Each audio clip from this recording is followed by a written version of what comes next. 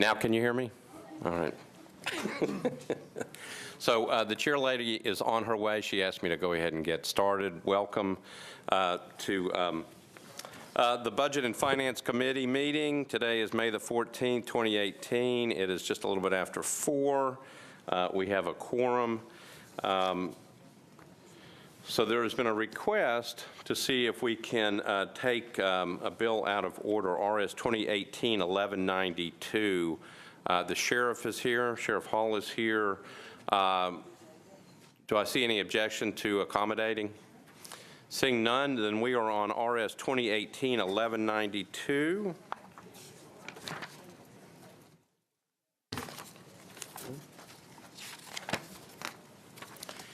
Okay, RS 2018-1192 by Council Eddie Vercher authorizes the Metropolitan Department of Law to compromise and settle the claim of Edgar Mahoon against Metro government in the amount of $550,000.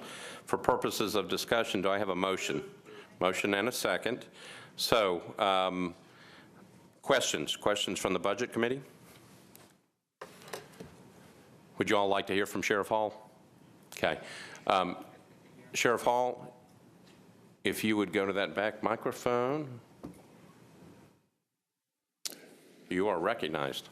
Yeah, thank you, Mr. Chairman. We clearly Metro Legal can answer the legal and the risk liability issues on the case, but do want to make sure that to make note that obviously this is a large amount of money compared to other cases we've had. And the issue I'd like to clear up and answer any questions about it, but we do not believe that our officer violated any policy at all. This was a bad result of doing something the right way, quite frankly.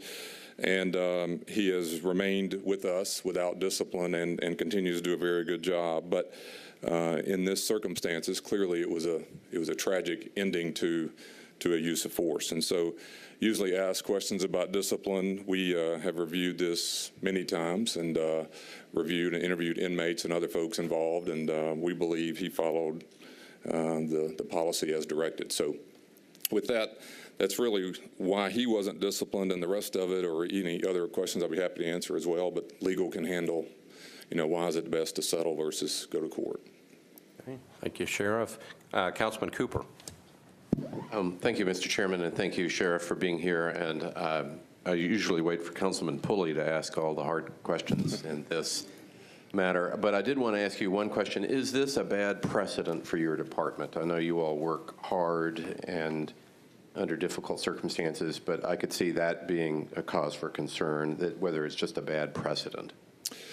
Sure, we would love to not have any of these, obviously where a person was injured this severely. Of course, our goal is to evaluate, did you do the way and what you were trained? And if you did, we owe you the support as a staff member to support the training and the policy. On the other hand, sometimes there's a bad result of doing it the right way. This was a 59-year-old man. And obviously was injured significantly in this situation. But I surely wouldn't want to accept it or become complacent. We want to prevent anything like this in the future, and we surely hope that our review ensures that our policies are correct as well. So you're not in control of it, but so it may, it doesn't necessarily render future services more difficult, the fact that we settled this. I don't see that at all. Because your employee did exactly as they were trained. Yes, sir. Okay. Thank you. And then, thank you, Sheriff. And then a real quick question. Again, I feel like I should wait for Councilman Pulley to ask this. In the facts, it said that less than optimal medical care post-surgery may have contributed to some of the problem. Does this mean that there's another party to the suit that would have provided the less than optimal health care, that there would be somebody else that could defray some of the cost? Mr. Cooper. I don't know that they were a party. I'll ask Ms. Oliver if she can come up and she can go into more detail about that. Thank you.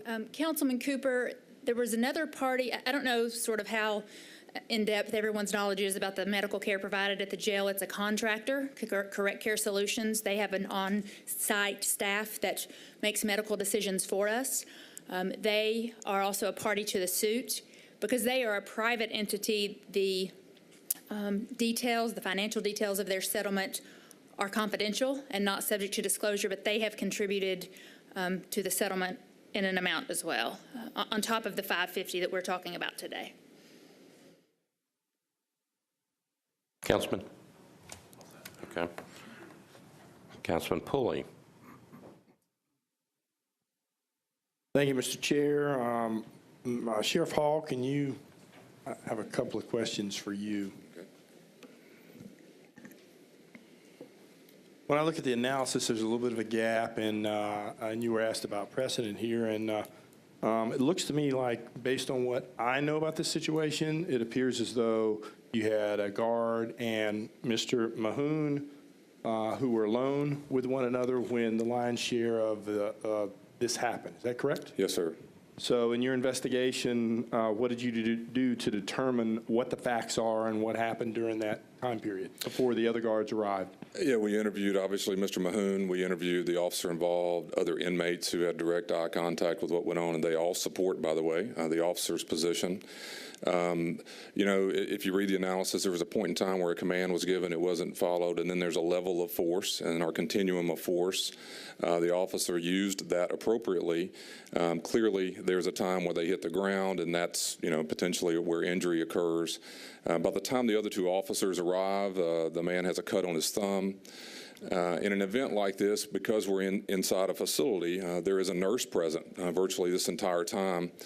And as we're trying to decide what to do with Mr. Mahoon next, the medical staff were there, and the idea was he needs to go to the hospital to get his thumb sewn up. And so we then dress him out to try to get him moved to the hospital, and that's where a lot of his I can't move type of thing starts to happen, and the question becomes, where did the paralysis occur? So he initially became disruptive, and there was a point at which appropriate force needed to be used to handle that particular situation. And anytime that kind of force is used, there is the possibility one might get injured in an appropriate use of force. Is that correct? Yes, sir. And there was a razor involved. We were trying to take a razor back up. At some point, that's refused. Mr. Mahoon grabbed the officer involved with us, fingernails and skin. There was an altercation between the two of them, and his legs were taken out, and that's where, but none of that violates the continuum of force that we train, and we believe he followed what we trained and expected him to do. An unfortunate result came from it. Did he have pre-existing medical conditions that could possibly have contributed to this? We believe, yes. He was in the care of the VA. He was 59 years old, and there's a clear history of medical situations going on with him prior and obviously after. And there's a possibility maybe that he was misdiagnosed by those who initially looked at him as potentially ever having this paralysis? I think medical, and I understand legal, believes that if we ever had gone to trial, there were issues like that we surely could have tried to bring into the court case, but the expense of doing such may outweigh what you're asked to settle this for today, and that's a decision Metro Legal has made, and I support that, but I think that would have been one of the arguments in a courtroom. So in the final analysis, you can't think of any reason why there's a policy or an action by your officer. There's no evidence to support that any wrongdoing was done on the part of the officer, and is there any evidence of any policies that need to be changed as a result of this? I don't think so. One other thing that I would have liked to have had is a video of the event. It's just the area that this occurred in. It wasn't suspicious, or a camera that wasn't on, and so we review all that as well. Should we add technology to help us in the future? And that's something we're doing in our new facilities that will help us, but quite frankly, the design of this one wouldn't have or couldn't have prevented it. But I tell our folks all the time, we have a very aggressive discipline system in the Sheriff's Office, maybe one of the more aggressive ones in Metro. And what I would say is that we owe those who do it right the support, even though there's a bad result, not to make them the sacrificial lamb. They were sued in this case as well. But I believe our review, and I believe the circumstances really is that we had a bad result, although we did it right. And the legal department has made an opinion that it's better to settle than to go to court, and I support that, although we would have an argument in a courtroom as well that we could defend. But they're better at understanding the risk management part, and I support that. But I think I owe the officer who did it the way we trained him to stand here and defend him, and that's what I'm doing. You ever had anybody claim that they couldn't stand up before when you're instituting these kinds of use of force measures during disruptive behavior? Yes, sir. Resist usually is in all forms. Resist whatever you're asking them to do. And at this point, there was a confrontation trying to get resolved. There has been a resistance throughout this event. And it's not unusual to refuse anything you ask them to do when you're in some state of conflict like that. So not unusual. And again, we had some things on our side. I was very glad medical was around. We want that observation to help us understand the medical condition of the person as well. Okay, thank you very much. Mr. Cooper, I'd just like to ask you just a couple of brief questions. Looks like can you explain to us why we're settling this? Sure. There's really two reasons. One is a business decision, and that is, in this case, you had 5 or 6 officers sued individually. So Metro is providing legal representation for all of them, private counsel for at least 5 of those.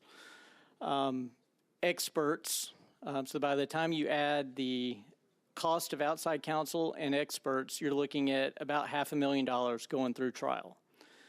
On top of that, you have the bulk of the liability, if there is any, would really be post the incident that has been described. So the takedown itself, I think Sheriff Hall explained that was, the officer acted in accordance with his training. The issue has to do with the after the incident and moving Mr. Moon and taking him to a holding cell, and then a lieutenant ordered that his clothes be changed before taking him to the hospital. He was then transported to the hospital in a car all the time while he's saying he can't move his legs, can't feel his legs. The officers did not believe that he was telling the truth. I mean, they legitimately thought that he was faking it. The problem is there's a video of him being dressed out or when they were changing his clothes to get him out of the bloody clothes where he's saying, I can't feel my legs. And so, I mean, that would, given the amount of medical bills, over $2 million, I mean, that you're looking at a cap case from a negligence standpoint. Metro was sued under the theory of negligence as well as for deliberate indifference to medical care and the excessive force claims. So going to trial, even if we won, would be $500,000. And even if Mr. Moon was awarded $1 in damages, we would have to pay his attorney fees. So the case was going to cost more than this settlement no matter what. Does this relieve any exposure personally for the other officers? Yes, this is a global settlement that will take all of the officers who are sued individually out of the case. They would be dismissed. Okay, thank you. Sounds like a wise business decision to me, so appreciate you answering my question. I have nothing further, Mr. Chair. Thank you, Councilman. Got Councilman Glover. Wait a minute, hold on. Okay. Okay, thank you. Thank you, Chair. I'm going to direct this to Attorney Cooper. All right, so then Metro is supplying the legal representation for the individuals who are being sued on an individual basis, okay? This settlement, will they basically be released of any type of liability on their own person? Yeah, it will be a complete waiver, yes. Okay. And this is going to sound like a stupid question, but, you know, are we required to provide them legal counsel? We are. There's an ordinance that provides for indemnification of employees, and in this case, we have an ethical obligation to provide counsel because of could be a conflict of interest representing both the officers and Metro. And a lot of times in these cases, there can be some finger pointing, and so typically in these excessive force cases, whenever such a conflict arises, we provide outside counsel. Yeah, and don't get me wrong, I'm glad we are. I think we should be. I just want to make sure, because I think anytime we put our officers, any of our employees at risk, and taking what Sheriff Hall has said, when they're not, when they're doing their job, I'm glad to know, but that's why I wanted to ask, did we have an obligation to do that? So I'm not saying that I'm not happy about that. I believe that is the right thing to do. So, okay, thank you, Chair. Thank you, Councilman. Any other questions? So I've got one. I guess this is for Mr. Cooper. In terms of the hospital reimbursement, hospital on the hook for what they had to spend, is that right? Yes, although I think the bulk of the cost was with the VA, and they have waived their subrogation interest, so this money would not be going to the hospital. Okay. All right. Thank you. Any other questions? Seeing none, you ready to vote? All in favor of the resolution, say aye. Aye. Opposed, no. You adopt. All right, so we also have 1193, which is Sheriff's Office. Okay. So if, unless there's an objection, we'll also take 2018-1193 by Vircher and Roberts. This approves an Edward Byrne Memorial Justice Assistance Grant from the Tennessee Department of Finance Administration to the Davidson County Sheriff's Office to create a pretrial risk assessment coordinator position to oversee implementation of an evidence-based pretrial risk assessment program. Do I have a motion? Second? Properly seconded. Any discussion? Seeing none, all those in favor say aye. Aye. Opposed, no. You adopt. Okay, so we'll go back to the beginning. This is bill on public hearing. Substitute BL 2018-1139 by Councilman Syracuse. Approves the Donaldson Transit-Oriented Redevelopment Plan. For purposes of discussion, do I have a motion? And a second.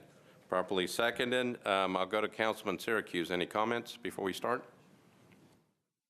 Okay. Councilman Mendez. I guess this is a question for the sponsor, Mr. Jameson. I understand that the version we have in front of us is not going to be the final version, that there's going to be amendments or substitute later. And so whatever we do, I'd like to make sure we re-refer this to Budget and Finance for further consideration. Do we need a motion on that? Okay, so how about if we put that on the final motion, re-refer it back to Budget if we get through it today? Is that right? And then I guess the second question is whether, since I guess I'm not sure, is the sponsor looking for approval on second reading or to defer so there's another second reading after it's final? Councilman Syracuse. Thank you, Mr. Chair. My intent is to, yes, indeed, pass the 4 or 5 committees that this is going to go through. Tomorrow night, we're going to go ahead with the public hearing, but I will be deferring. As you all, I think know, this is not a rezoning bill, like a standard rezoning bill, so it doesn't necessarily have to follow the exact pathway that one does. However, since it was deferred at the Planning Commission, my intent is to go through with the public hearing tomorrow night, then defer so that this body does have a recommendation from the Planning Commission before second reading. How long? How long for the deferral? Right. Oh, to June Councilman 5th. Syracuse. Sorry. All right, so One meeting. I guess I would make a motion to defer for one meeting till June 5th and make sure we re-refer to Budget and Finance. Okay, so we have a motion to defer this bill until June 5th, which would be the first meeting in June, and it's been properly seconded. Any discussion on the deferral? Seeing none, all those in favor say aye. Aye. Opposed, no. You adopt. This bill is deferred until June 5th. All right. RS 2018-1165, these are under resolutions. This is by Councilman Scott Davis. Appropriates $500,000 to the Metro Nashville General Hospital for the purchase of equipment and building repairs for Metro Nashville General Hospital. For purposes of discussion, do I have a motion? And a second? Properly seconded. Councilman Davis. hold on.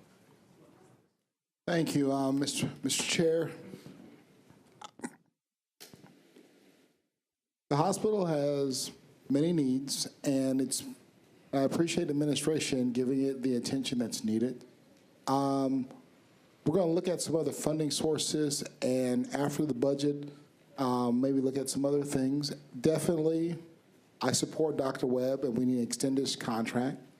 And I do support appointing some other new board members possibly in the future. But more importantly, too, is Dr. Webb is doing a great job, and we have to extend this contract. But also, we need to fully support the hospital. And I am so happy that the administration has addressed the bed issue and putting that in the budget. And I would like to defer this indefinitely. And before you do that, Mr. Chairman, Mr. Jameson, I have one quick question. How's the notice if the bill were to be brought back and let's say hypothetically the hospital needed an escalator repair or something that cost us in July after we do this budget? You know, I can always definitely bring it back and amend it from hospital beds to X or Y. Is that right, sir? That's correct. You would just 1 week before the meeting, you would ask the clerk to reinstate it onto the agenda. You would also, if you're going to change the items that the money would be expended on, you'll need to tweak the information sheet. I can help you do that. The only other caveat is if this goes more than 90 days out and then you bring it back, it would be bumped automatically one meeting. So as long as you do it before August, you won't have to worry about that. As long as I do it before August. Thank you. Okay. Thank you, Councilman. Councilman Glover. Just very quickly, Mr. Jameson. All right, so I realize and by the way, second the motion to defer indefinitely, but I don't know if you got a second on that. The $500,000, is that coming out of the 4% reserve funds? Correct. So help me understand how, when we pass July 1, how that's still possible out of this year's 4%, because I've asked this question extensively about how do we roll those monies over, and it always appears to me we can't roll them over. It just continues. It's an automatic rollover from year to year, fiscal year to fiscal year. Okay, well, treat me like I'm a kid, and Talia, if you want to do it, treat me like I'm a kindergartner. Tell me how we are able to roll over the 4%. The legislation requires that that these appropriations be set aside in this 4% fund. Okay. So at June 30, if there's $1 million in there, that means on July 1st, there's $1 million in there. So whatever balances remain in there will stay there, and then we add revenue to it as it's collected. Okay, so then, because he filed this prior to us passing any budgets or anything else, then it kind of puts a hold on the money? Is that? Right. It doesn't put a hold on it, but the availability is still there. The money isn't being redirected to something else. Any authorization for spending out of 4% has to come back before this body for authorization and approval. So, again, I'm just trying to make sure I understand this. The 4%, the $500,000, and Mr. Cooper, if you need to answer this, I'm not really sure. The $500,000, if he brings it back prior to August 1st, does it come out of the current year's 4% or next year's 4%? We don't look at it like that in terms of whether or not it's this year or next year, because whatever the availability is, the balance carries forward every time. We never pull it out, and we don't look at that 4% allocation as a single year's allocation. Okay, well, it's a well, I think that's one of the reasons we're in some of the trouble we're in, is because we don't look at the allocations the way that we do them. So that's why I'm asking the question I'm asking. So with because it's a special revenue fund, those appropriate all dollars that are put in there, they stay in there. We can't legally do anything with that money other than allocate it for 4% purposes. Okay, all right, very good. Thank you, Chair. Thank you, Councilman. Before I go to the next person, I'll take yours as the motion to defer indefinitely, and I'll second that, okay? So we're on a motion to defer indefinitely. Council Lady Allen. I apologize, this is not on the motion to defer indefinitely. That's okay. Okay. Go ahead. Just a quick question. I was noticing that our 4% reserve fund says it has $5,253,000 and change in it, But that's contingent on unrealized estimates of 5,405, which is more than it says we have in it, which makes it sound like we've already spent more than we have. Is that correct? Are we sort of in the red until more stuff comes in right now? Who wants to answer that question? I'll take part of that. Thank you, All right, Talia. Director. I will say that we are not in the red. We don't bring an allocation to you unless there is availability. And there is a requirement that there be at least $1 million in that fund at all time as a minimum reserve balance. So we can't ever go below that $1 million. So we don't bring appropriations to you if it's within that range. In terms of the numbers that you're looking at, those are Metro Council staff analysis, and they would have to explain to you their methodology for that reporting. Council Lady, the number that we give you before each meeting is based on the information that comes from the Finance Department. The difference that we have, that $5,253,804, is with the assumption that the $500,000 was going to be approved, that this is after that, if that had been approved. Okay. So without that, we would have 5.7 in that reserve fund, but Right. that's also still contingent on 5.4 coming in, is that? Right, this is with correct? the projection by the Finance Department that for the remainder of the year, we have that $5,409,000 in revenue that we'll get. Okay, And with that would get it to that $5,753,000. gotcha. Okay. I just was looking in previous years, like back in 2015 and 2016, we had like 13.3 million with assuming 5 million was coming in. Is this sort of a typical level at the end of the budget year do we try to kind of wind it down by the end of the year? Is that the goal? Yeah, that's why we try to schedule those appropriations, but I can tell you we have done 2 very large 4% allocations this fiscal year. Gotcha. That the council has approved, that we have not seen that level in several years. Okay, so that is a little bit unusual. Okay, thank you. That's just helpful to understand that. I appreciate it. Thank you, Council Lady. Okay, so on a motion to defer indefinitely, any other questions? Seeing none, all those in favor say aye. Opposed, no. You adopt.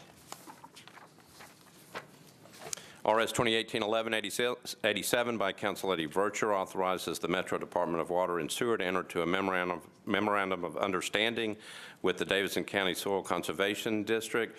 Do I have a motion? Move. Second. Properly seconded. Any discussion? Seeing none, all those in favor say aye. Opposed, no. You adopt. RS 2018-1188 by Council Lady Vercher approves a grant from the Tennessee Administrative Office of the, is it the courts? To provide interpretation translation services for court hearings which involve parties with limited English proficiency in the Davidson County trial courts. Do I have a motion and a second? Properly seconded. Any discussion? Seeing none, all those in favor say aye. Opposed, no. You adopt. Courtesy, yeah. Got it? RS 2018-1189 by Council Lady Vercher approves a grant from the Tennessee Arts Commission to the Metro Arts Commission for funding to nonprofit organizations to nurture artists, art organizations, and support development of Davidson County's cultural resources. I have a motion properly seconded. Any discussion? Seeing none, all those in favor say aye.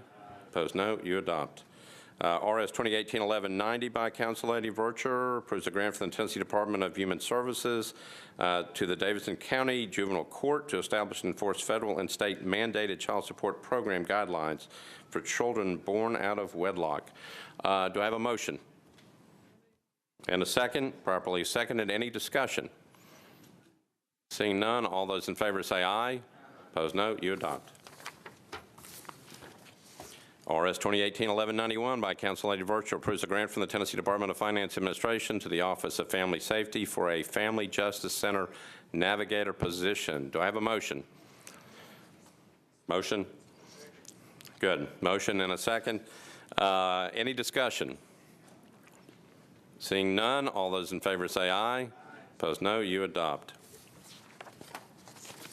Okay, we're on RS 2018-1194 by Council Lady Vercher, Roberts, and Elrod approves a Nashville bike grant from the Tennessee Department of Safety and Homeland Security to the Metro Police Department to conduct vehicle and bicycle stops for the purpose of educating the public, getting compliance with state and local ordinances. Do I have a motion?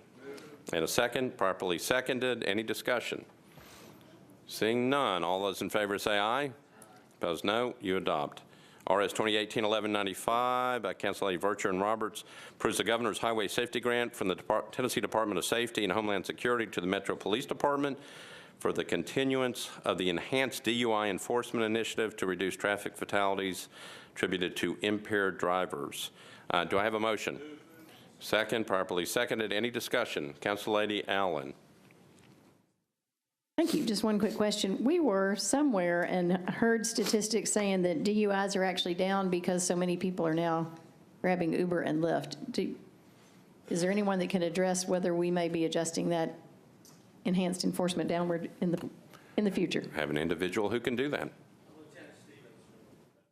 And you may want to lean into the microphone so we can hear you. Thank you.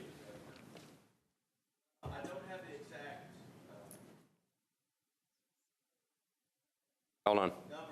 Can you hear me There better you now? go. Okay. I don't have the exact numbers on the DUI arrests for whether they've gone up or down with the Uber. I will give you some information on the statistics from the grant from last year, from 2017. So officers being paid through the Tennessee Highway Safety Office conducted a total of 5,500 vehicle stops and arrested a total of 367 DUI offenders in that year. In addition, they issued 915 traffic citations for a total of 1,313 violations. They served a total of 38 outstanding warrants and made 558 traffic arrests. If you like, though, Council Lady, I can have the information of whether or not the actual arrests went up or down. I can get that information to you first thing tomorrow. Thank you. We appreciate y'all keeping our streets safe. All right. Thank you, Council Lady. Any other discussion? Seeing none, all those in favor say aye. Opposed, no. You adopt. RS 2018-1196 by Council Lady Vircher and Roberts approves a bulletproof vest grant from the United States Department of Justice to the Metro Police Department to purchase bulletproof vests for law enforcement personnel. Do I have a motion? Second, properly seconded. Any discussion? Council Lady Henderson. Thank you, Vice Chair Schulman. I just had a question because I remember we had not necessarily a debate here, but a long discussion about funding this in the past for every member of our department. And I know that was, a very worthy but expensive thing. And so I just wondered how this is factoring into the current vests and that situation. The Metropolitan Police Department does keep back funding to replace vests as they wear out. The usual life of a vest is about 5 years. They become ineffective after a certain amount of time. So we do keep funding back for that. This particular grant is a formula grant. And to let you know, for the last 2 years, we've not actually received any money from the Bulletproof Vest grant because basically they kind of run out of money before they get to agencies our size. But we do have enough funding on hand to take care of those vests and the new classes that come in.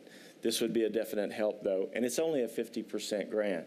We have to match dollar for dollar anything that we get from the Bulletproof Vest partnership. Yeah, I appreciate that. So this council, though, did fund bulletproof vests. Was that 2 years ago, colleagues, right? Okay. And so then you anticipate this would be just held for purposes of replacement as those kind of wear out over 5 years and the preceding ones that you had before. Right. So for replacement. Again, as ballistics change, a lot of the specifications for vests change too. These particular vests, what we normally buy is a level 2 vest, which is the vest that you see everyone wear. There's other types of vests. SWAT teams use a level 3 or a level 4 vest that will protect you from a higher caliber bullet. And as you know, we have the heavy duty ballistic vest, the 20-pound vest that we wear in the event of active shooter situation. Okay, so what we funded last year before was what level? Those really heavy active shooter vests. And do we fund those for all members of our?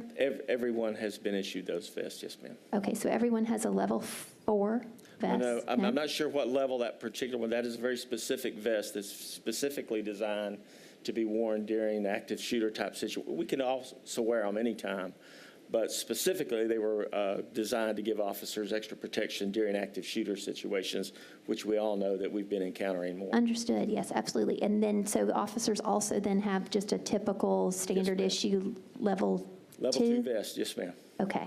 All right, thanks so much. Thank you, Council Lady. Councilman Scott Davis. Thank you, sir. Thank you, Mr. Chair. Just a question for the gentleman.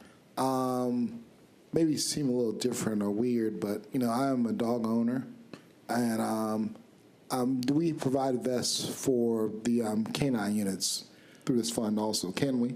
I know we have bought them before. I don't know what the status of that is right now. I can get that information to you. That wouldn't be a problem. But I know we have bought ballistic vests and ballistic material for not only our dogs, but for our horses as well. No problem. If we get that, that'd be very interesting because, you know, I want to protect the animals too. We'd be happy to get that to you, Councilman. Thank you, Councilman. Thank you. Any other questions? Seeing none, we are on RS 2018-1196. All in favor say aye. Opposed, no. You adopt. RS 2018-1198 by Council Lady Vercher and Gilmore approves a grant from the Best Friends Animal Society to the Metro Board of Health to provide funding for spay-neuter surgery for intact animals reclaimed by their owners in exchange for waived reclamation fees. Do I have a motion? Second, properly seconded. Any discussion? Seeing none, all those in favor say aye. Opposed, no. You adopt. RS 2018-1199 by Council Lady Vercher Gilmore approves a grant from the Tennessee Department of Health to the Metro Board of Health to promote Healthy People 2020 goals to the residents of Davidson County. Do I have a motion? Move. Second, properly seconded. Any discussion? Council Lady Henderson. Thank you, Vice Chair Shulman. Could someone from Health share with us what the Healthy People 2020 goals are? Okay, Mr. Sharp coming to the microphone.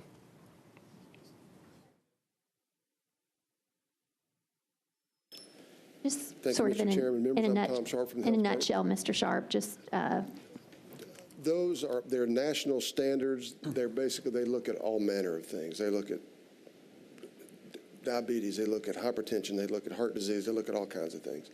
This group particularly, I'll tell you one thing they do now, the health department, the 2 nonprofit hospitals, St. Thomas and Vanderbilt, and in this case, the 3 federally qualified health center organizations in town and Metro Social Services are doing what they call a community health needs assessment.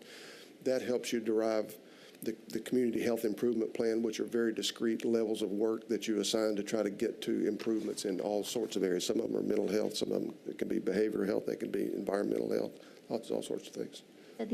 is the assessment grant funded as well? Or? So the community health improvement plan is something that these organizations do collectively. This is the first time we've actually done it with everybody. Okay. And in doing that collective work, again, is that grant funded, or is that, how do you Our go? staff members that are funded by this grant do a lot of that work. Okay. The hospitals, that is a part of their community benefit contribution. Understood. Okay, thanks so much. Yes, ma'am. Thank you, Council Lady. Any other discussion? Seeing none, all those in favor say aye. Opposed, no. You adopt. RS 2018-1200 by Council Lady Vercher and Gilmore. This approves a grant from the Tennessee Department of Health to the Metro Board of Health to improve the health of those residing in or visiting Davidson County through targeted strategies to prevent and control the use of tobacco products. Do I have a motion? Second, properly seconded. Any discussion? Council Lady Henderson. Thank you, Vice Chair Shulman. Mr. Sharp, sorry about that.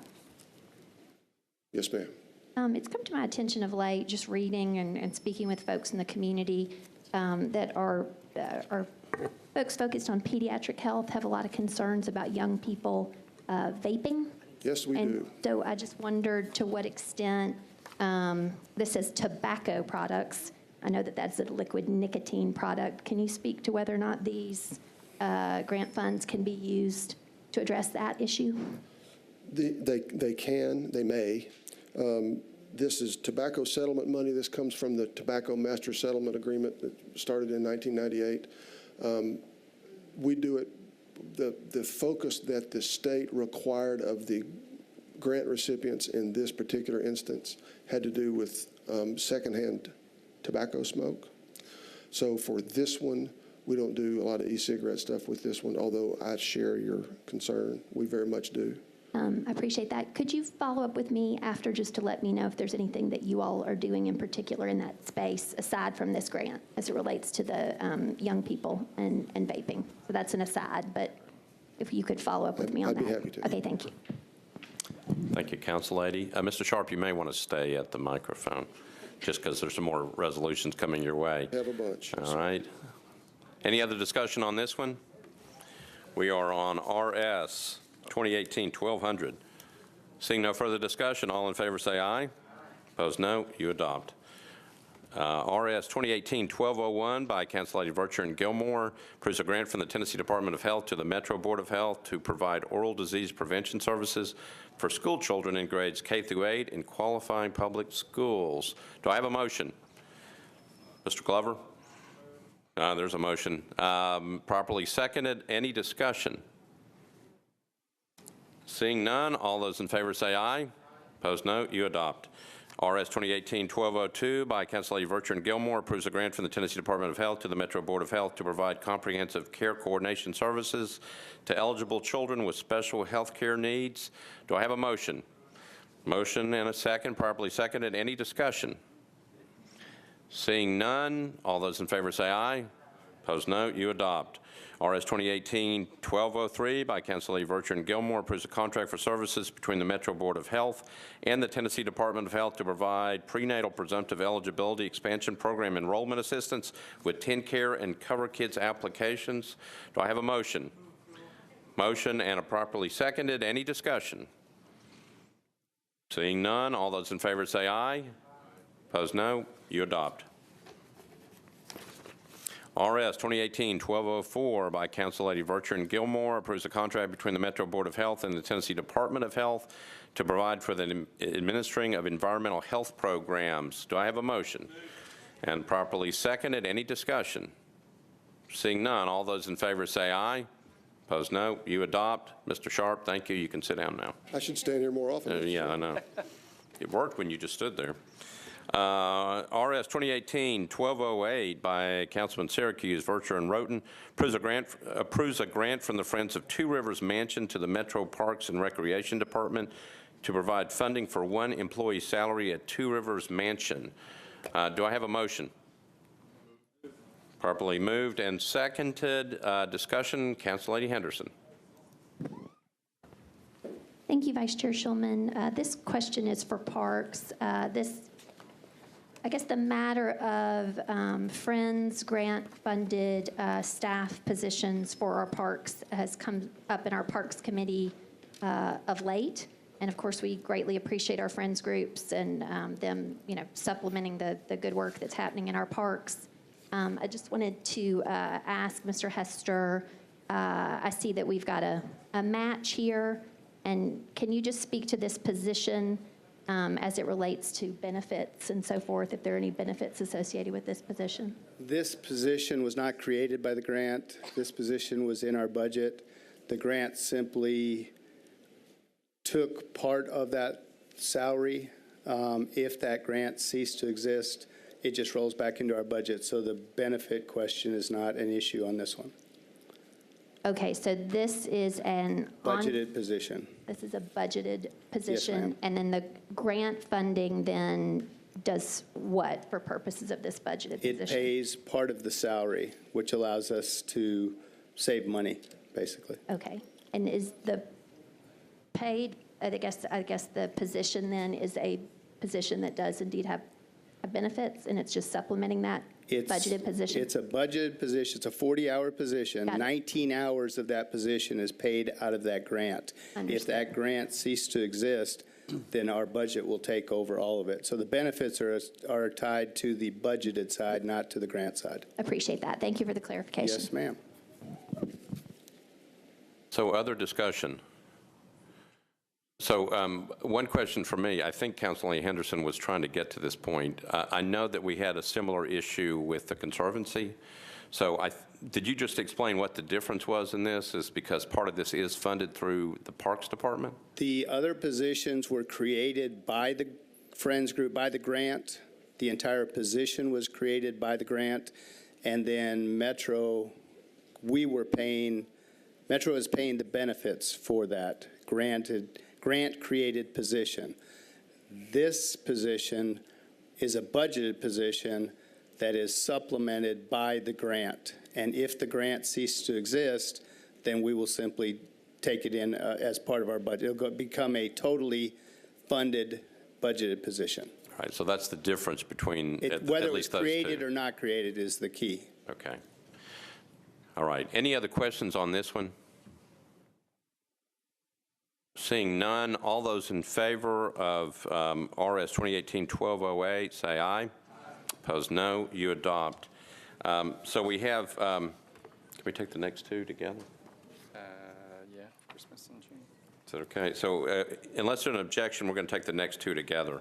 RS 2018-1209 by Councilman Syracuse, Vercher, and Roten approves a grant from the Friends of Two Rivers Mansion to the Metro Nashville Parks and Recreation Department to provide funding for 2 part-time employees at Two Rivers Mansion during the 2018 Christmas season.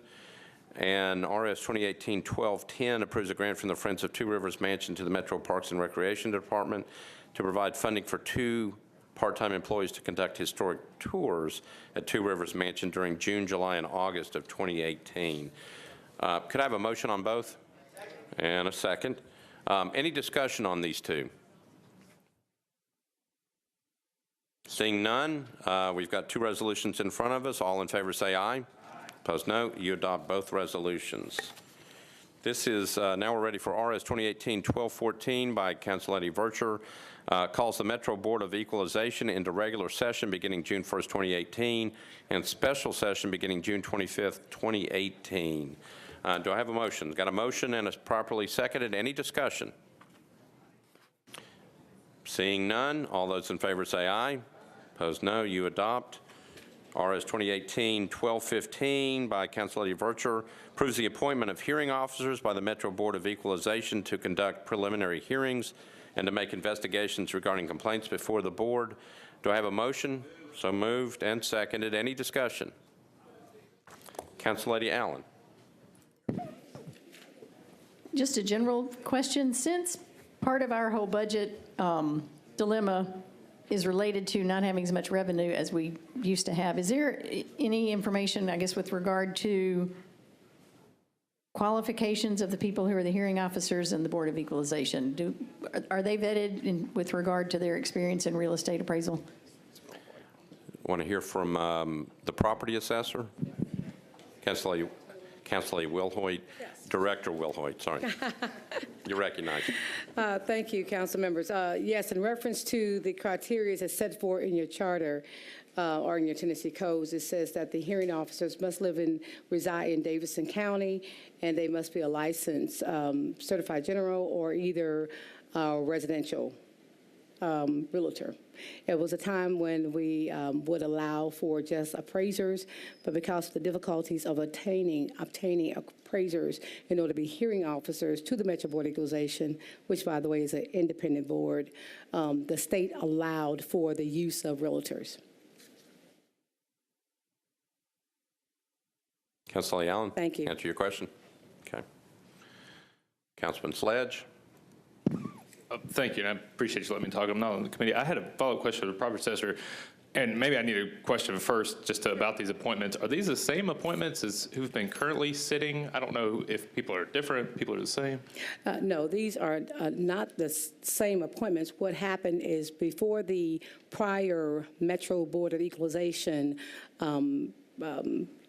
dismissed, they approved who would be their hearing officers for the next year, which they've done that. Now that the Metro Board of Equalization are now expire as of April the 1st until the administration mayor appoints and you guys, of course, confirms, that prior board will sit until those members have been appointed and confirmed. But the hearing officers were approved in the last final meeting of the Metro Board of Equalization. Gotcha. Okay, so we're talking just about appointment of hearing officers, correct? Yes, that is Okay, all right, correct. just want to be sure. Thank you. Okay. You're welcome. Thank you, Councilman. Councilor Henderson. Thank you, Vice Chair Schulman. Are we inquiring on both Resolution 1214 and 1215? So 1214 is regarding the hearing officer, but 1215 is regarding approving the appointment of all of those citizens. Are we? So we've passed 1214, we're on 1215. Okay, so it would approve the appointment of 14 citizens to serve as hearing officers. I guess I am just hoping to get clarity, because I've had several constituents ask me, Assessor Will Hoyt, if you would, can you just clarify, so if there are 40 hearing officers, how that works as compared to members of the Board of Equalization? Are those one and the same? Are those different? Well, the hearing officers serve at the pleasure of the Metro Board of Equalization. According to the law, the TCA, it is stated that the Metro Board of Equalization, the 5 board members, can appoint these hearing officers to help them investigate and research. And what happens is what they're doing investigating and research by hearing formal complaints on their behalf. And the Metro Board of Equalization then approves their recommendation. Okay, I appreciate that. And then, so when you were just responding to Councilman Sledge and speaking about whether or not they had certification as assessors, or if they were realtors or so forth, were you speaking then to the hearing officers themselves or the Board of Equalization members, or both? Very good question. The hearing officers' certification is what I was referring to in reference to Councilmember Sledge, their qualification. Those qualifications are not necessarily have to be applied to the Metro Board of Equalization according as written. Okay, so a hearing officer might just be a realtor, and can you speak to how the cases then that would be before, or the appeals that would be before this board, then get directed to the various hearing officers? If there are 40 of them, do they each receive a proportional amount? Is it related to their experience? I mean, say we're talking about something that was highly technical, like the Opry Mills Mall. Would that be assigned to somebody who had a commercial real estate background as opposed to a residential realtor? Yes, Council Member. For those that are commercial properties that are being reviewed in reference to the Metro Board of Equalization listening to an appeal, as you can see on your attachment, there are 10 commercial property realtors that are certified in their area in order to deal with commercial property valuation. And of course, the remaining 30, which are residential property residential property formal complaints, or formal, appeals, those 30 hearing officers who have their credentials in reference to residential realtor valuation, they will hear only those realtor formal appeals. Okay, and so then that hearing officer does their research, comes to a determination, and then they go back to the board, and then the board can then inquire, debate, and the board makes the final decision? Absolutely. Those hearing officers, they're being utilized, and the formal appeals are provided to them as they are available, because you asked one question of how they're assigned. They're given to them as they're available, because they do have to let the Metro Board of Equalization know what is their availability in order to receive and entertain the formal appeal. And once they have done their research and their due diligence in reference to what is being appealed, for instance, if there is some information that's provided to them by a property owner that indicates that there is a fire that was at their home, God forbid, maybe not a fire, but say if there was a fire, we have to, as the property assessor, must go out and confirm that this is true, doing our due diligence, and provide that information back to the hearing officer, who would then make their decision and then make their recommendation to the Metro Board of Equalization.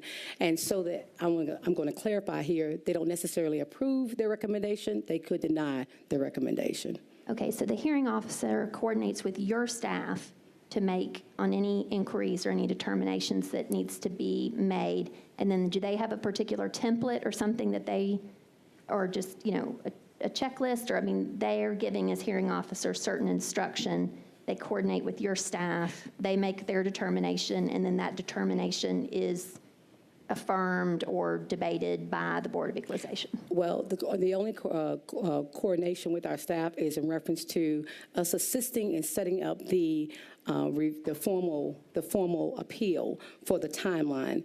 At that point, the hearing officer hears solely from the property owner in reference to their reason or justification of why they believe that the property is not valued at what we've provided. Okay. And in what context do they do that? Do they have that hearing? Where is that, and how do they confer with each other? Those hearings are held at 700 2nd Avenue South, which is in our office. They may sit with an individual hearing officer, or they may choose to go before the 5-member Metro Board of Equalization. It's really on the choice of the property owner. Okay, I appreciate that clarification. Thank you so much. You're welcome. Thank you. Thank you, Council Lady. Any other questions? Seeing none, we are on RS 2018-1215. All in favor say aye. Opposed, no. You adopt. So we also, this is at the end of resolutions. We have a late resolution by Council Lady Vercher. It requests the Metro Civil Service Commission to propose a pay plan for Metro government employees limited to fiscal year 2018-2019 fiscal year, and requesting the Mayor, Director of Finance, and the Civil Service Commission to refrain from multi-year pay plans in the future unless a financing plan is presented demonstrating the future revenues. So for purposes of getting in front of us, do I have a motion? Motion and properly seconded. Councilor Vercher, any comments?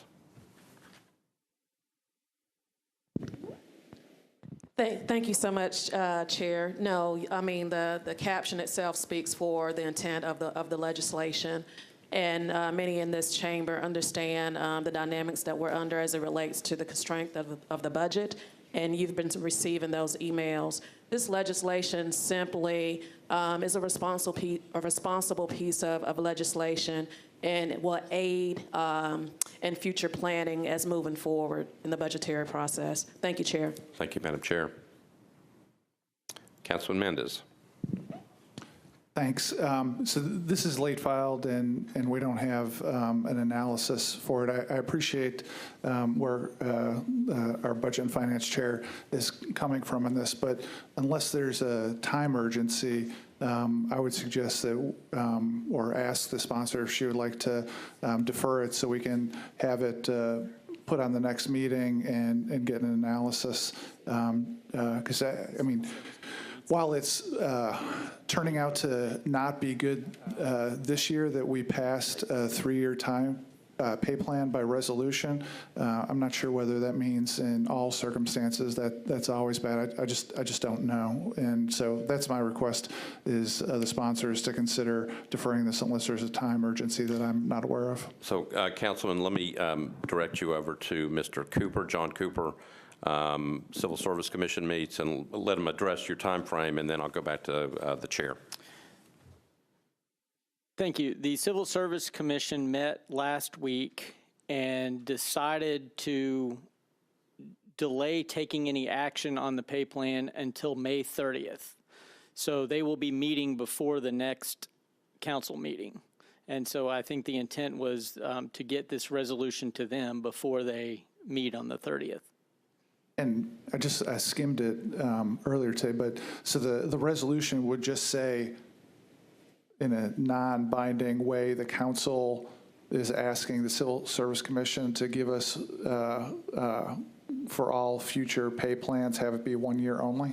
Right, 1 year for this year, and in the future, no multi-year pay plans unless there is a financing plan that clearly shows how it's going to be funded in the subsequent years to show that revenues are going to be there. Okay. I mean, it still seems to me that after they recommended a 3-year pay plan last year and we passed a resolution supporting that they're probably not going to be giving us multi-year this year, but I'll listen to what the sponsor has to say. I'm not sure I have a strong feeling. So, Madam Chair, I'm going to come back to you. Any preference? I would like for it to go ahead and move forward. Okay. Councilman Mendez, any comments?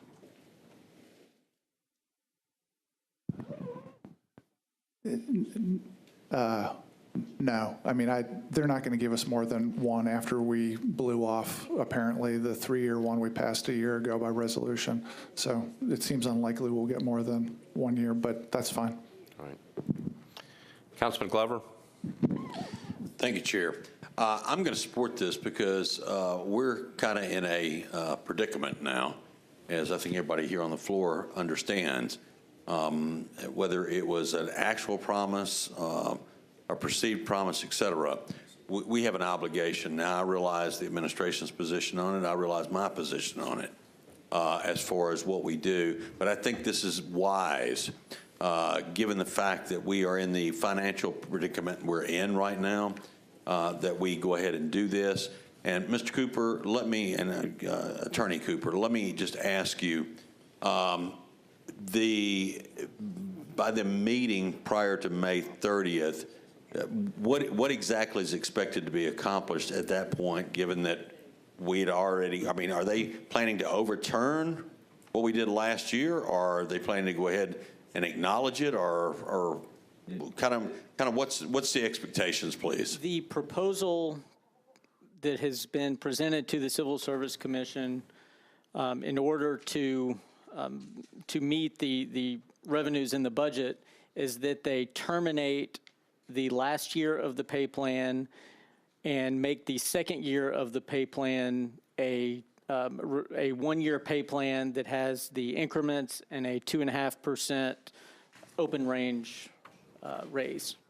Okay, so if this council is able to locate money, or we decide we want to move money to honor our word, then what does this do to the council as far as being able to move forward with that? The council has the authority under the charter to adjust the pay plan as long as all changes are made uniformly.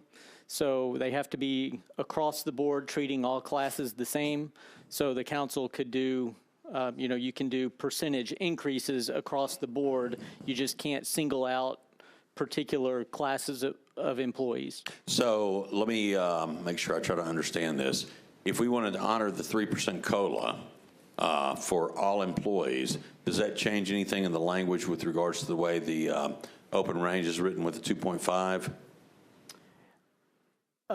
No, not if you're just doing the COLA, because that was separate from the open range. Okay. All right. Thank you, Chair. Thank you, Councilman. Councilman Pulley. Thank you, Chair. Councilman Mendez explored some of the concerns I had moving forward. Appreciate the sponsor's intent here. Just want to make sure before we jump into this that there's no kind of unintended consequence to that, and it doesn't seem like there is. Mr. Cooper, is there anything you can address from the negative about us moving forward with something like this? No, it is memorializing, so it's a non-binding resolution, and it's really a statement of intent for the council that in the future, if there are going to be multi-year pay plans, that the revenue plan needs to clearly be identified and shown to the council. Okay. All right. Thank you very much. Thank you, Councilman. Nothing further. Councilman Pridemore. Thank you, Chair. In the past, I guess I'm going to direct this to you and let you direct any way you wish. That Metro did have multiple-year pay plans, would this, what we're requiring, even though it's memorializing, would this meet that criteria? It would if there was a financing plan that showed how the pay plan was going to be approved. In previous years, except for last year, whenever there was a multi-year pay plan, it was in conjunction with a tax increase. And so you would have a tax increase that could adequately fund it for 3 years. You wouldn't need all the money of the first year of the tax increase, and so it would be banked for years 2 and 3. Okay, so that definitely would show the funding available and would meet all the expectations of the employees and of the council. Thank you. Thank you, Councilman. Okay, sticking with budget members, Councilman Mendez, back to you. Thanks. I don't know whether this is for Mr. Cooper or Mr. Jameson, but help me with the technical thing. Since we did pass the resolution with a 3-year pay plan in it last year, are we, when we pass the pay plan resolution this year, having to expressly say that we're repealing part of that? Mr. Cooper. Yes, we're actually working on the legislation now, but it would repeal year 3 of the pay plan. Okay, thanks. Thank you, Councilman. Mr. Glover? So explain it to me, Mr. Cooper. It would repeal year 3. We're in now year 2, are we not? Okay. So then the obligation of the 3% under the old resolution would still stand. Did I hear that correctly or incorrectly? No, it would not be an obligation. It could be, if revenues were there, it could be in the pay plan for next year, but it would not be set in this year. Okay. So why specifically are we saying year 3 then? Because this would be year 2 of the pay plan. Mm-hmm. It would be modified if the Civil Service Commission and the council approve it. It would be modified to reduce that or eliminate that COLA. And then for year 3, it would be up to the Civil Service Commission, the administration, and the council next year to determine what the pay plan should be. Okay.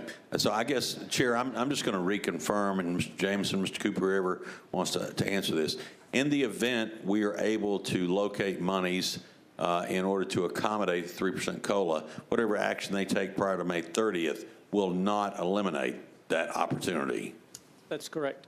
Okay. Thank you. Thank you, Councilman. Councilman Scott Davis. My questions were answered, Chair. Okay. Thank you. All right, thank you. Okay, any other discussion?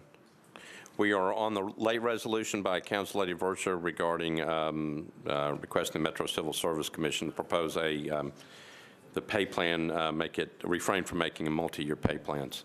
Any other questions from anyone? Seeing none, all those in favor say aye. Opposed, no. You adopt. Okay, we're on bills on second reading. We are on BL 2018-1171 by Councilman Glover, Mendez, and Swope. Amends the Metro Code to require memorialization and approval of internal agreements between departments, boards, commissions, or agencies of the metropolitan government valued in excess of $500,000. Do I have a motion? Motion properly seconded. Councilman Glover. Thank you, Chair. Mr. Jameson, if you would, I think we had some very good discussion on this, and frankly would like to thank Councilman Mendez and some others for pointing out the fact the original bill that we passed with regards to anything over $500,000 in this arena basically stood at this. Now, let me make sure that we're accomplishing what we intend to. They can't bring it in slices. It's all going to get added to collectively to where anything that collectively adds up to over $500,000, then it would still have to meet this criteria. That is correct. You set a $500,000 limit that would require memorialization and approval by this council. The concern was then that they would just split it up into $300,000 and another $300,000 and slip under that. So this clarifies and tweaks your previous ordinance and makes clear that if there's a cumulative effect that passes $500,000, it has to be memorialized and approved by this council. We do add a timeline because nearly every account over time would pass $500,000. So there's a 2-year timeline, a 2-year period of time within which if they pass $500,000. If we left no timeline in and just went to time immemorial, every account would cross $500,000 at some point. Sure. So a cumulative effect within 2 years requires memorialized and approval by this council.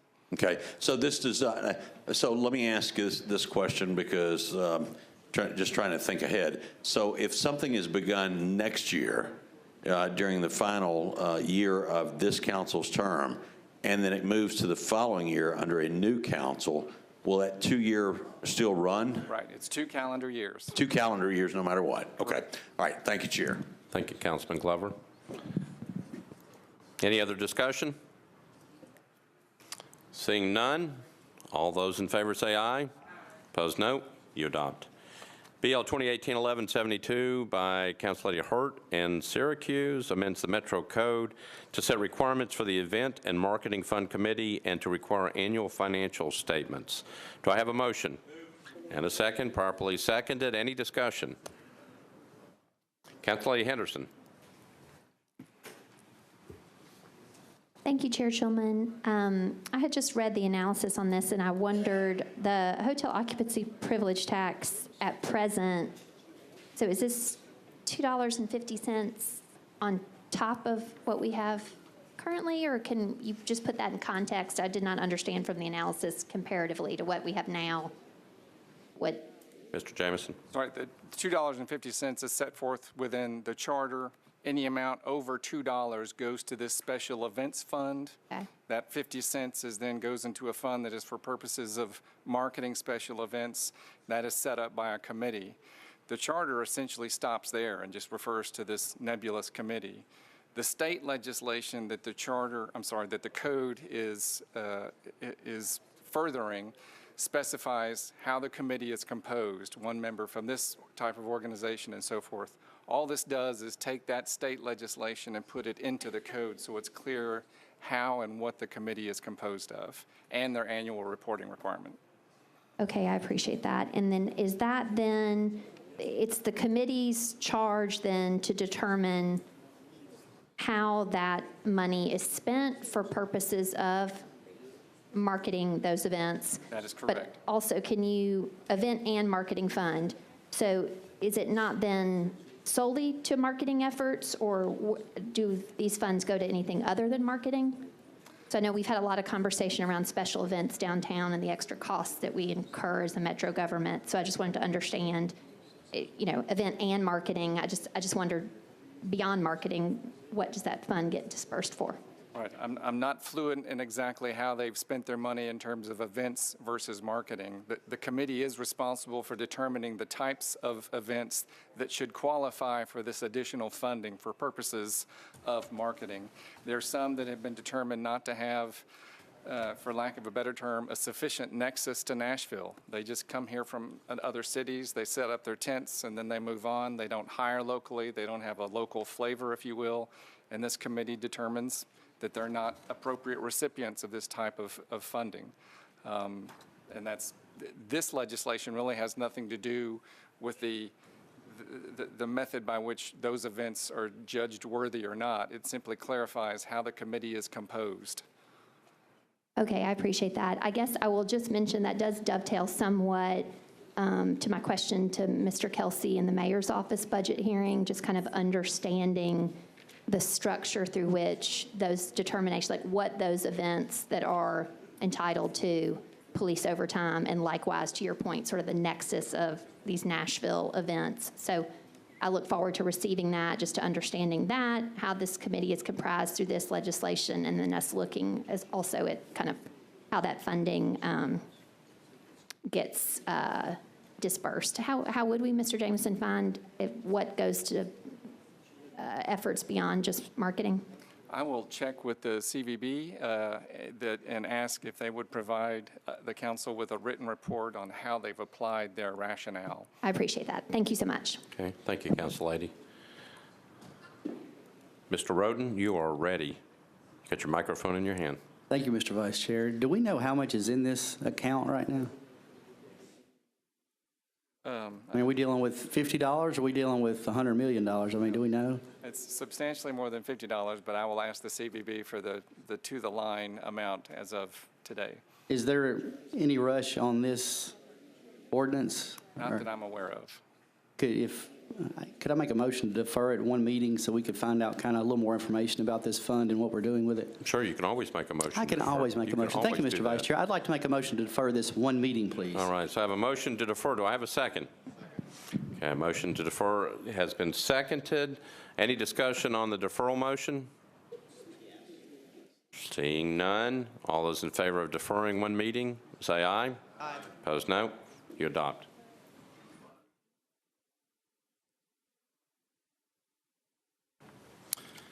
All right, we are on BL 2018-1174 by Councilman Scott Davis, Virtue, and others. Approves an agreement between Metro Government and Monroe Development Partners, LLC for the design of public infrastructure improvements for an area north of Jefferson Street and east of the Cumberland River. Do I have a motion? Motion properly seconded. Councilman Scott Davis. Move for approval, Mr. Chair. Okay. Any other comments?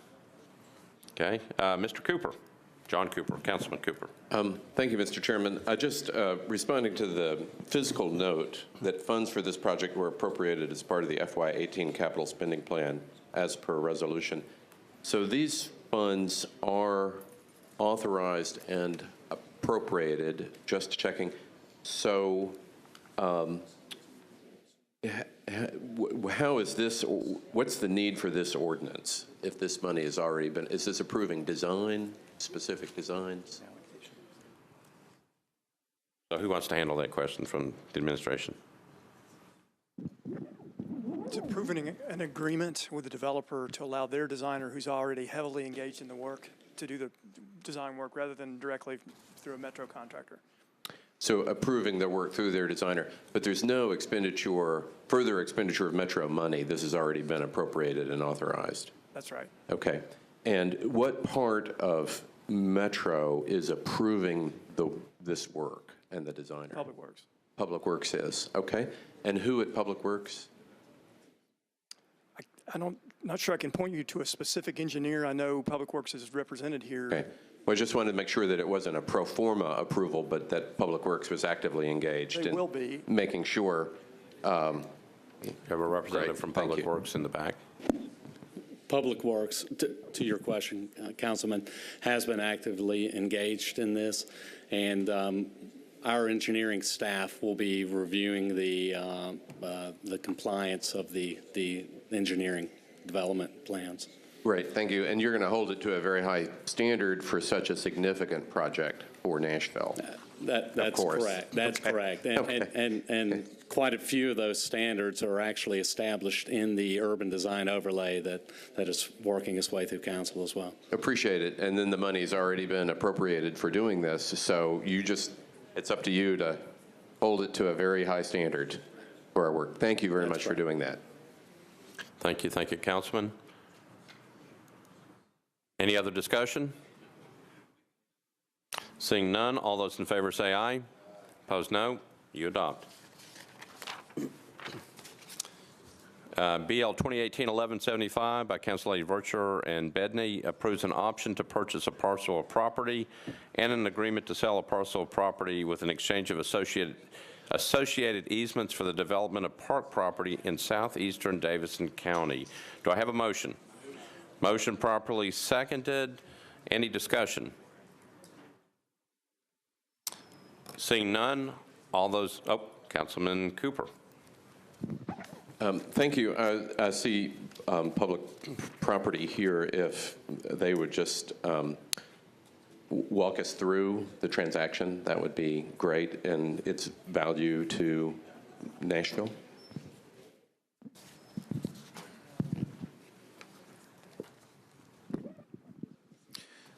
Sure. This is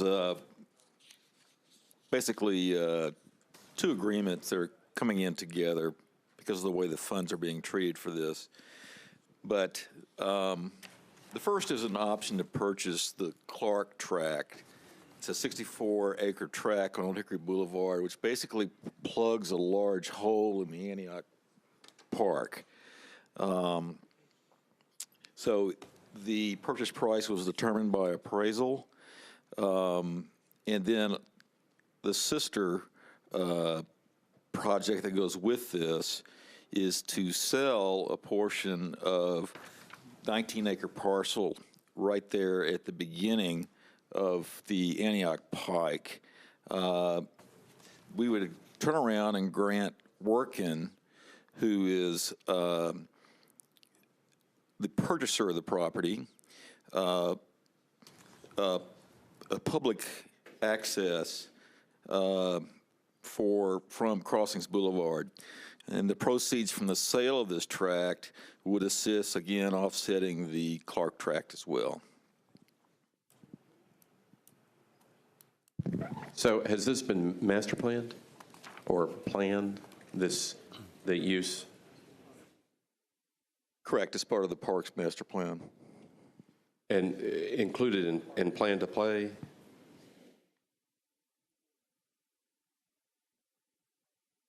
Parks here. Is Parks here? Parks Department?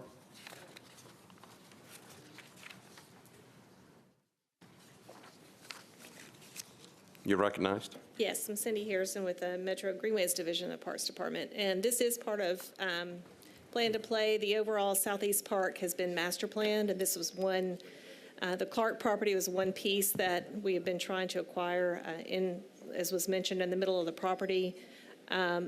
The Workin sale and the easement gives us a second entrance into the park, or will when it's completed.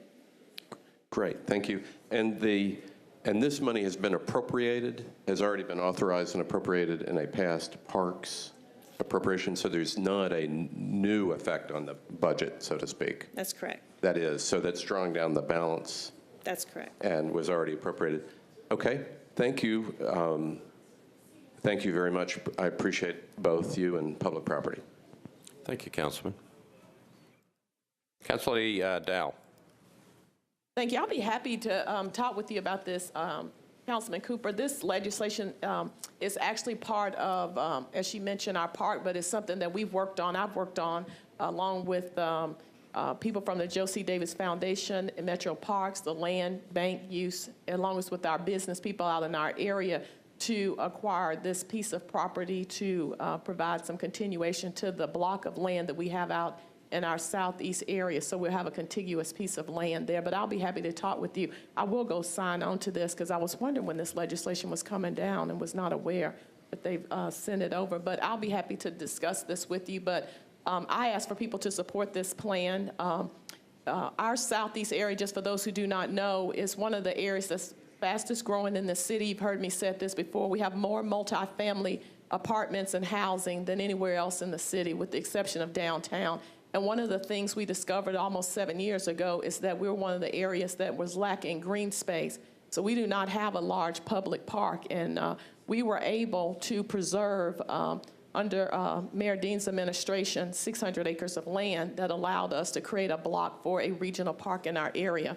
One of the things is we had one parcel of land that we were not able to acquire at the time, and we were able to work through that using funds through the Joe C. Davis Foundation, also from our park plan, and working out some arrangements with the business community. I think this is a good deal because, one, Workin plans to support our park and also help with some of the maintenance and part of our friends group. So there's some value add there. And then this gives them, like she talked about, an access point and so forth. Right. So I appreciate your support on it. Councilman Cooper. Yes, I just want to thank the council lady for validating that this is a strategic acquisition and investment for the most rapidly growing part of Nashville. Thank you. All right. Thank you, Councilman. Any other discussion? Seeing none, we're on BL 2018-1175. All those in favor say aye. Opposed, no. You adopt. BL 2018-1176 by Councilman O'Connell, Bedney, and Elrod. This amends BL 2018-1079 to authorize Magellan Property Management, LLC, to maintain an underground encroachment in the right-of-way located at 205 Demonbreun Street. Do I have a motion? Motion properly seconded. Any discussion? Seeing none, all those in favor say aye. Opposed, no. You adopt. And I believe that concludes the budget meeting. Any other announcements before we go? Madam Chair? There you go. Thank you, Chair. Just want to take the opportunity to remind committee members and also council members that we will resume budget hearings next week. Also, you're going to get an email this evening, I promise, as it relates to the URL for the SharePoint, so that you can begin in advance for those departments that's coming up next week. You can go ahead and start asking those questions and getting answers.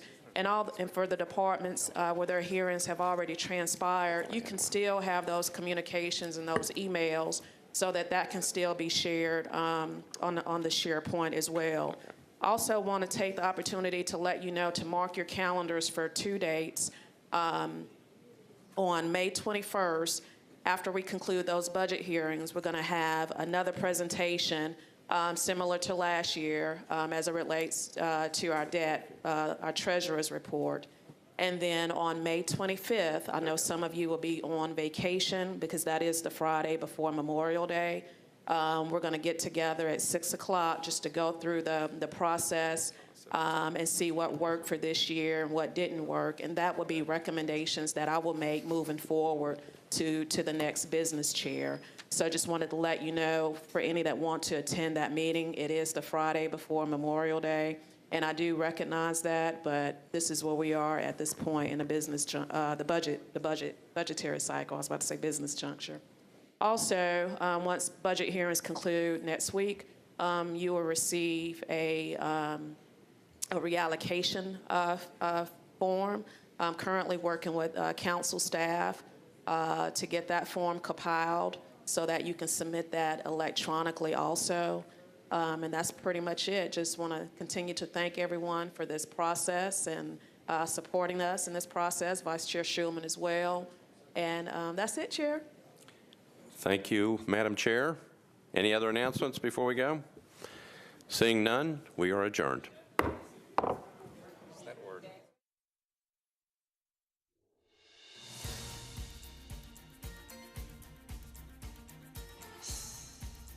This has been a service of the Metro Nashville Network. If you would like to see this presentation again, or for more information about this and other programs, visit nashville.gov.